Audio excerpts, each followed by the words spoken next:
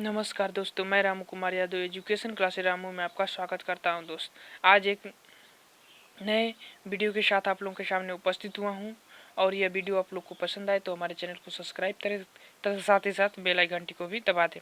तो चलिए देखिए, आज मैं जीवन कौशल का जो लास्ट अध्याय था अभिप्रेरणा, उसके हम 2 पार्ट पहले से ही अपलोड कर चुका हूँ और ये तीसरा पार्ट लेकर आया हूँ। 2 पार्ट जो अपलोड किया गया है उस वीडियो को आप जरूर देख लीजिएगा, उसके बाद ये तीसरा पार्ट को देखिएगा। तो चलिए देखिए, जो अभिप्रेरणा के परिभाषाएं थी, प्रकार थे, उसको पहले मैंने बता दिया था। अब ये जो महत्वपूर्ण जो इम्पोर्टेंट फैक्ट है उसको हम लेकर आया हूँ, तो इसको हम देखते हैं। देखिए, पहला फैक्ट क्या है कि सफलता के लिए आंतरिक अभिप्रेरणा की आवश्यकता होती है। तो सफलता के लिए आंतरिक अभिप्रेरणा की आवश्यकता होती है। अगर किसी भी कार्य में व्यक्ति को सफल होना है तो उसको वो आंतरिक रूप से अभिप्रेरित होगा, तो उसमें अवश्य ही सफलता मिलती है। दूसरा फैक्ट है, एक अध्यापक आंतरिक और बाह्य अभिप्रेरणा में संतुलन बनाने का प्रयास करता है। ये भी बात सही है कि एक अध्यापक जो होता है वो आंतरिक और बाह्य अभिप्रेरणा में संतुलन बनाने का प्रयास करता है। अगर ज़्यादा आंतरिक अभिप्रेरणा हो जाती है या ज़्यादा बाह्य प्रेरणा हो जाती है तो वो दोनों नुकसानदायक होता है सीखने की प्रक्रिया में। तो ये दूसरा भी महत्वपूर्ण पॉइंट है। तीसरा है क्या पॉइंट कि अधिक बाह्य अभिप्रेरणा होने से आंतरिक अभिप्रेरणा समाप्त हो जाती है। ये भी बात सही है कि अगर कोई भी व्यक्ति को जब अधिक बाह्य अभिप्रेरणा दी जाता है तो जो उसके अंदर आंतरिक अभिप्रेरणा है वो समाप्त हो सकती है। चौथा पॉइंट है, आंतरिक रूप से अभिप्रेरित व्यक्ति की बाह्य प्रेरणा संतोषजनक प्रमाण के लिए कार्य करती है। ये भी बात सत्य है कि आंतरिक रूप से प्रेरित व्यक्ति को अगर बाह्य प्रेरणा दिया जाता है तो वो संतोषजनक प्रमाण के लिए कार्य करती है। पांचवा पॉइंट है, आंतरिक रूप से अभिप्रेरित व्यक्ति को बाह्य प्रेरणा के लिए पुरस्कार पर्याप्त नहीं है। अगर कोई भी व्यक्ति आंतरिक रूप से प्रेरित है तो उसको उस कार्य के प्रति पुरस्कार देना कोई ज़्यादा महत्वपूर्ण कार्य नहीं होगा। तो ये 5 महत्वपूर्ण फैक्ट थे जो बहुत ही महत्वपूर्ण है। अब हम आगे चलते हैं। चलिए, अब आगे है अब्राहम मैस्लो के अनुसार अभिप्रेरणा के प्रकार। इन्होंने 2 प्रकार बताया था, एक जन्मजात अभिप्रेरणा होती है और एक अर्जित अभिप्रेरणा होती है। तो जन्मजात अभिप्रेरणा क्या होती है? तो जन्मजात का मतलब कि किसी व्यक्ति जब बालक जब जन्म लेता है तो उसको भूख, प्यास, नींद और यही सिर्फ उसकी आवश्यकताएं होती है और बाहरी चीजों से वो अनभिज्ञ होता है। तो ये तो जन्मजात अभिप्रेरणा हो गई।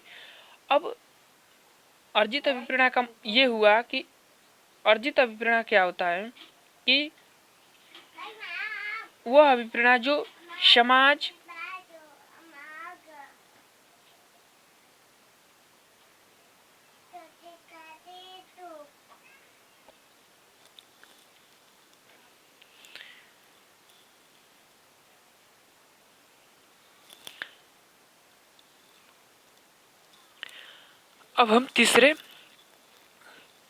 अब आगे हम चलते हैं। देखिए, थॉमसन के अनुसार अभिप्रेरणा के प्रकार। थॉमसन के अनुसार अभिप्रेरणा के 2 प्रकार। इन्होंने स्वाभाविक अभिप्रेरणा बताया जिसको प्राकृतिक कह सकते हैं और कृत्रिम।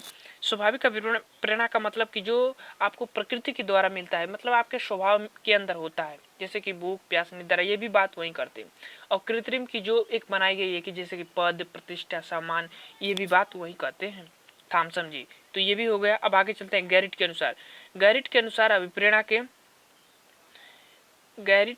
अभिप्रेरणा के 3 प्रकार बताए गए हैं। कौन कौन से देख लेते हैं।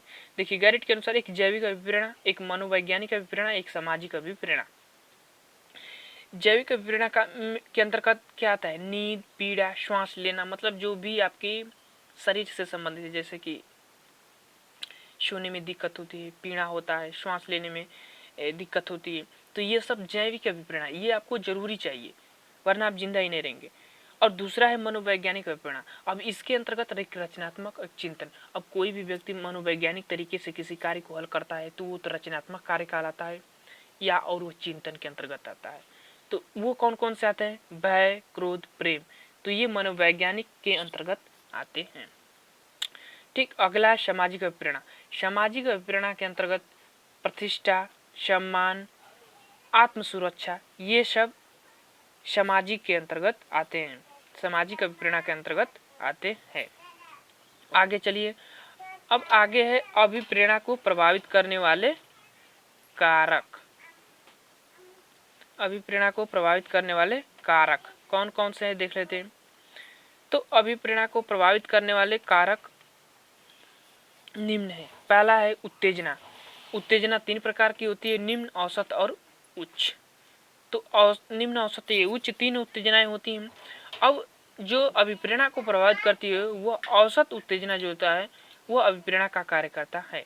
ज़्यादा उत्तेजित होना किसी कार्य के प्रति नुकसानदायक है, कम उत्तेजित होना भी नुकसानदायक है। तो औसत उत्तेजना अभिप्रेरणा का कार्य करती है। यहाँ मैं लिखा हूँ कि औसत उत्तेजना अभिप्रेरणा का कार्य करती है। अब आगे चलिए दूसरा, चिंता। चिंता ये भी 3 प्रकार की होती है, निम्न, औसत, उच्च। और औसत चिंता भी अभिप्रेरणा का कार्य करती है, क्योंकि ज़्यादा चिंता करना भी नुकसानदायक है, कम चिंता करना भी नुकसानदायक है। तो यहाँ लिखा हूँ मैं कि औसत चिंता भी चिंता की आवश्यकता होती है और वह यह अभिप्रेरणा का कार्य करती है। तीसरा है आकांक्षा, चाहत। ये भी 3 प्रकार की होती हैं और निम्न, औसत, उच्च। और आकांक्षा, चाहत की बात की जाए तो ये वास्तविक जो आकांक्षा होती है वह अभिप्रेरणा का कार्य करती है, ना निम्न, ना औसत, ना उच्च, ये नहीं, वास्तविक आकांक्षा जो होती है वह अभिप्रेरणा का कार्य करती है। तो अब हम नेक्स्ट पेज पर चलते हैं। चलिए,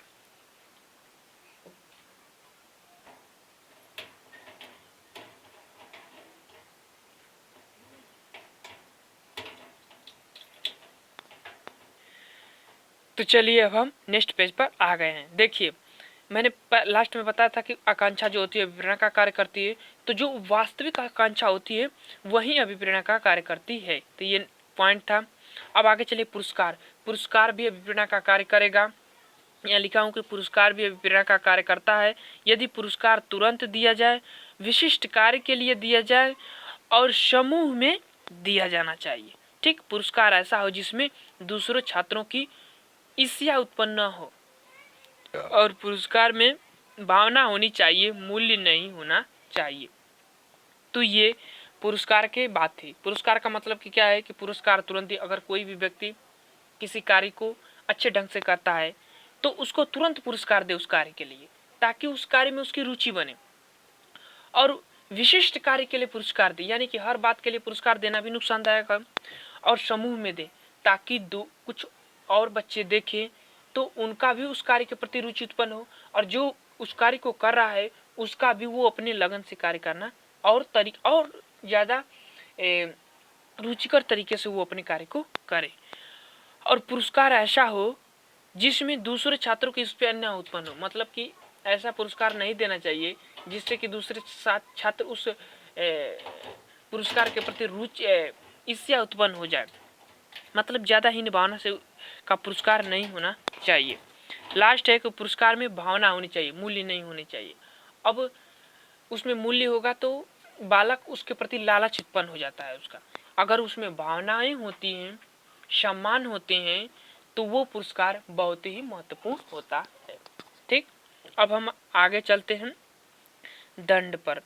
दंड क्या होता है उसको देख लेते हैं। दंड भी अभिप्रेरणा को प्रभावित करने वाला कारक है, पहली चीज। दूसरा, दंड भी अभिप्रेरणा का कार्य करेगा। यहाँ लिखा हूँ कि दंड भी अभिप्रेरणा का कार्य करेगा यदि दंड का निर्धारण पहले से हो। दंड का निर्धारण पहले से हो। दंड आर्थिक और शारीरिक नहीं होना चाहिए, दूसरा पॉइंट। और तीसरा पॉइंट, दंड व्यक्तिगत रूप से दिया जाना चाहिए, सामूहिक नहीं। दंड ऐसा हो जिससे दूसरे बच्चों में सहानुभूति उत्पन्न ना हो। ठीक, उस दंड के प्रति सहानुभूति उत्पन्न ना हो। और दंड शारीरिक व मानसिक दक्षता के आधार पर होना चाहिए, आधार पर हो ना हो, कार्य के आधार पर। सॉरी ये पॉइंट है कि दंड शारीरिक व मानसिक दक्षता के आधार पर ना हो, कार्य के आधार पर दंड दिया जाना चाहिए। अब इसको चलिए हम एक्सप्लेन करते हैं आप लोग के सामने। दंड का निर्धारण पहले से हो। ये नहीं कि जब बालक की त्रुटि किया तो उसके त्रुटि के अनुसार दंड दीजिए, नहीं। अब दंड पहले से निर्धारण हो कि जो सही करेगा उसको तो दंड मिलेगा नहीं, जो गलत करेगा उसको दंड मिले जाएगा, तो ये पहले से निर्धारण होना चाहिए। दूसरा पॉइंट है दंड आर्थिक और शारीरिक होना चाहिए। अच्छा, मैं सॉरी ये गलत पढ़ रहा हूँ कि दंड आर्थिक और शारीरिक नहीं होना चाहिए। ये भी सही बात है कि दंड आर्थिक और शारीरिक नहीं होना चाहिए। एनसीएफ 2005 यही कहता है कि दंड तो बिल्कुल देना नहीं है। तो ये दंड आर्थिक और शारीरिक नहीं होना चाहिए, मतलब ऐसा पैसे का दंड आप नहीं लगा सकते हैं और शारीरिक दंड तो दे ही नहीं सकते, तो ये भी बात सही है। तीसरा है दंड व्यक्तिगत रूप से दिया जाना चाहिए। अब ये नहीं कि एक दंड करे तो सबको दंड दिया जाए, जो कार्य त्रुटि करता है उसको ही दंड दिया जाना चाहिए, सामूहिक नहीं दंड दिया जाना चाहिए। ठीक। अगला है दंड ऐसा हो जिससे दूसरे बच्चों में सहानुभूति उत्पन्न ना हो, मतलब इतना दंड न दीजिए कि वो उस कार्य के प्रति एकदम नकारात्मक सोच रखने लगे बालक। तो दंड सीमित होना चाहिए और दंड बिल्कुल ना के बराबर देना चाहिए। ठीक, ये मानकर चलिए। अगला है दंड शारीरिक व मानसिक दक्षता के आधार पर न हो। अब ये बात होती है कि दंड अगर कोई बालक तगड़ा है तो उसको ज़्यादा दंड दे, ये तो कोई बात है नहीं। दंड जो देना है वो कार्य के आधार पर देना है। अगर दे भी रहे हैं दंड तो कार्य के आधार पर दें। अब ये नहीं कि वो ताकतवर है कि उसको ज़्यादा दंड दिया जाएगा, जो ताकतवर नहीं कमजोर है उसको दंड ही नहीं दिया जाए। तो ये दंड भी अभिप्रेरणा को प्रभावित करने वाले कारक थे, लेकिन उसका भी समय होता है, उसकी भी समय के अनुसार आवश्यकताएं होती है, उस अनुसार आपको दंड देना है।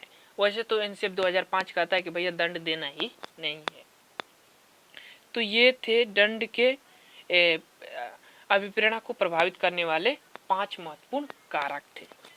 तो ये वीडियो आप लोग को कैसा लगा? अगर ये वीडियो आप लोग को पसंद आए तो हमारे चैनल को सब्सक्राइब करें तथा साथ ही साथ बेल आइकन घंटी को भी दबा दें, ताकि जब हम वीडियो अपलोड करें तो ये तुरंत आप लोगों के पास पहुंच जाए। तो चलिए दोस्त, अब हम यहीं से वीडियो को समाप्त करते हैं। कुछ और भी अभिप्रेरणा से पॉइंट बचे हुए हैं, उसको हम आगे नेक्स्ट पार्ट में आप लोगों के सामने एक्सप्लेन करूँगा। Thank you for watching video.